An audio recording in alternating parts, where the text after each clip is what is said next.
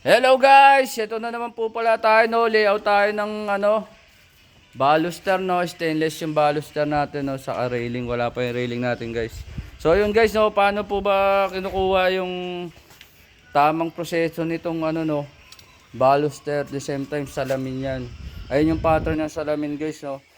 Unang-una po sa lahat yan, pipitikan nyo muna po yung sukalo, no. Yan, doon po kayo kukuha ng guide niya, no, hanggang doon sa dulo. Yan. Tapos po guys, doon sa dulo, pipirmisan niyo po yan. Kailangan nakahulog rin yan. At eskwalado rin po at the same time, no.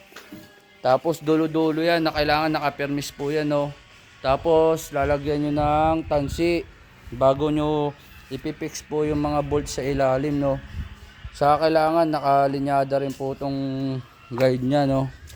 Yan, kung makikita nyo diretso guys, no. Yan na po rin yung yung sa salamin niya, yung reference niya, yung sukat. Pare-parehas po yan, kailangan po libelado yan, ha. At the same time, yung sukalo libelado po kailangan yan, kasi kung hindi po libelado yung sukalo, hindi po libelado yung magiging gabay natin yan guys, no. So yun guys, no, sana nakakuha ka na idea, no. Thank you guys. Subscribe kayo guys, ha, para sa mga tutorial natin. Thank you guys.